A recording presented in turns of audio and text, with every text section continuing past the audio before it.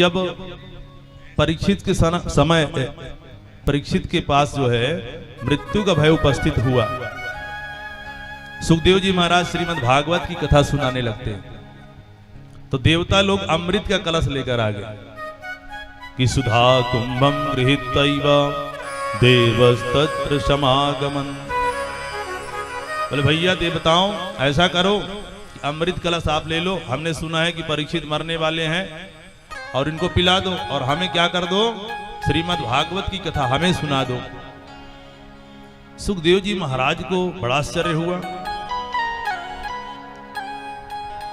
कि देवता लोग अमृत लेकर, अमृत के पीछे कितना बड़ा युद्ध हुआ, देवर संग्राम हो गया, समुद्र मंथन करने में 14 रत्नों में विशेष रत्न, और बिना न कोई बुलाया न कोई मांगा, और ये आकर के जो है यहाँ, क्योंकि महाभारत के आदि पर्व में एक प्रसंग आता है कि गरुण की माता, गरुण को जब अमृत की आवश्यकता पड़ी तो देवता जो है मरने मिटने को तैयार हो गए, लेकिन अमृत नहीं दिया। गरुण की माता वनिता और कद्रू में होड़ हुई किसी बात को लेकर, तो वनिता जो है दासी बन गई कद्रू की। अब माँ दासी है तो गरुण को भी दास बनकर रहना पड़ता है। सर्प लोग पीठ पर आके बैठ जाते और कहते उड़ो, और गरुण को उन्हें उड़ाना पड़ता। एक दिन गरुड़ जी ने कहा, माँ मैं इतना बलिष्ठ हूं और मैं इन सर्पों की दास्ता करनी पड़ती है, इनको लेकर जाना पड़ता है, क्या करूं? बोले स्वर्ग का अमृत लाकर इन्हें दे दो।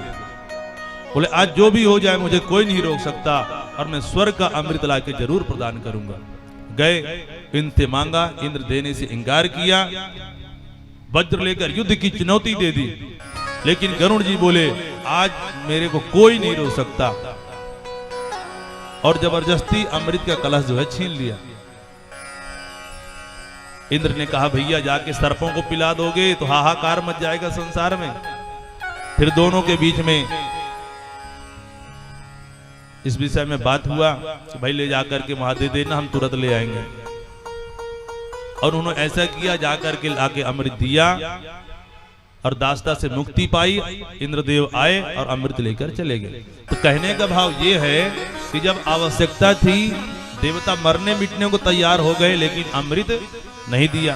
सुखदेव जी कहते हैं आज न हमने बुलाया न मांगा, बड़े बड़े वेद मंत्र पढ़ने पड़ते हैं तो भी देवता लोग नहीं आते, बिना बुलाए आज अमृत लेकर आ गए। और क्या कहते हैं कि प्रपश्यामो वयम सर्वे श्रीमद् भागवतामृतम। अब कहते हैं अदला बदली कर लीजिए, विनिमय कर लीजिए। भाई विनिमय भी होता है, अदला बदली भी होता है, तो बराबर की वस्तु में होता है। भाई बराबर का सामान देके बराबर बदल लो। उन्होंने कहा कि वो कांच देकर मणि मांगे, क्या विनिमय है? ये विनिमय नहीं है। क्व सुधा क्व कथा लोके क्व कांच क्व मणिर्महा ब्रह्मरातो विचार्य एवं तदा देवान् यहा सहा अभक्तास्तांस विज्ञाये न ददौ स कथामृतम्। श्रीमद्भागवती वार्ता सुराणामपि दुर्लभा। सूत जी महाराज कहते हैं भागवत की कथा ऐसी दिव्य कथा है कि कई बार तो ये देवताओं के लिए भी दुर्लभ हो जाती है। सुखदेव जी ने डांट फटकार के उन्हें भगा दिया कि तुम इसके लायक नहीं हो, ठगिया हो तुम, सीधे कह दिया तुम ठगिया हो, ठगने आए हो, तुम जाओ। और उन्हें कथा का पान। अब विचार करिए कि भाई अमृत में और सुधा अमृत में और कथा अमृत में कौन श्रेष्ठ है? अमृत कब में प्राप्त होता है आपको? जब कोई पुण्यात्मा बहुत सारा पुण्य करेगा, पुण्य करके स्वर्गलोक में जाएगा।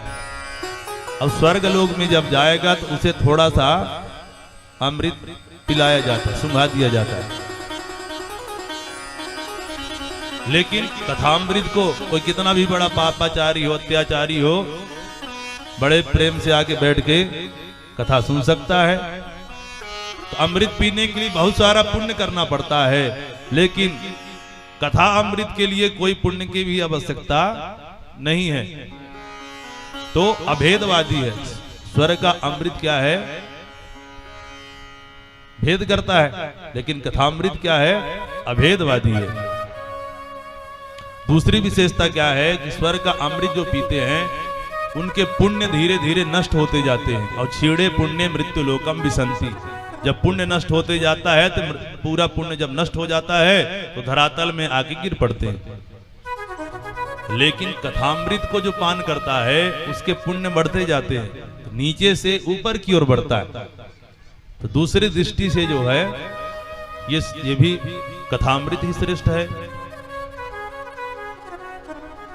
और तीसरा हो गया कि सुधामृत अल्प है। भाई एक मटका तो निकला था,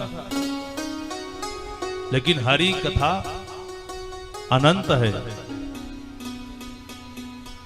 कंजूसी से पिलाते हैं, कृपणता से। एक बार 3 कंजूस थे, तीनों एक से बढ़कर एक। बोले चलो भैया आज बाजार चलते हैं। बाजार गया, बोले कभी कुछ खरीदा नहीं, आज खरीद लेते हैं। बोले क्या खरीदें? बोले चलो घी खरीद लेते हैं। घी 1-1 पाव घी तीनों ने खरीद लिया। बोले चलो ठीक है, अब इतना ही घी भर खरीदते हैं, ज्यादा कुछ नहीं खरीदते। अब जाके बढ़िया घर में खाएंगे बड़े प्रेम से। अब खाते रहे भैया, कितने महीने तक खाए? 3 महीने तक खाए 1 पाव घी। अब 3 महीने बाद मिले तो पहला व्यक्ति बोलते कहो भैया तुम्हारा घी का क्या हाल है? कि हमारा तो घी अभी चल रहा है। बोले अच्छा, कैसे चलाते हो? बोले हमारी रोटी बन के जब तैयार होती है घर में, रोटी का बंडल, तो एक ऊपर की रोटी में लगा देते हैं और एक नीचे की रोटी में, और मान लेते हैं कि पूरे रोटी में जो घी लग गया, और बड़े प्रेम से पा लेते हैं। इस प्रकार से हमारा घी तो अभी चल रहा है। दूसरा कहा अरे बाबा इतना बड़ा खर्चा, इतना खर्चा?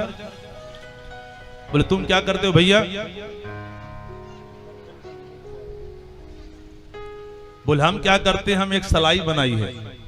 जब रोटी का बंडल तैयार होता है तुम घी को डुबाया, घी में डुबाया सलाई, और पूरे रोटी में चुभो देते हैं, तो नीचे से ऊपर तक सभी रोटियों में जो है घी लग जाता है। हमारा तो अभी चल रहा है। तीसरा बोला अरे बाबा इतना बड़ा खर्चा? बोले तुम क्या करते हो भैया? बोले हम क्या करते हैं कि जब हमारे घर में बढ़िया प्रसाद तैयार होता है, भोजन की थाली सामने आती है, पूरा भोजन तैयार हो जाता है, तो उसमें हम बढ़िया जैसे भोग लगाते हैं तो इसे शीशी को घुमा देते हैं, और जब पाने बैठते हैं तो ढक्कन खोल के रख देते हैं। इतना बढ़िया सुगंध आता है और पूरा प्रसाद भी पा जाते हैं। हमारा घी तो जस का तस जो है रखा हुआ है। तो कहने का भाव ये है कि देवताओं के पास भी अमृत तो कम है, कम मात्रा में है भाई, एक है तो कितना पिलाएंगे। अब कथामृत कैसा है? अनंत है।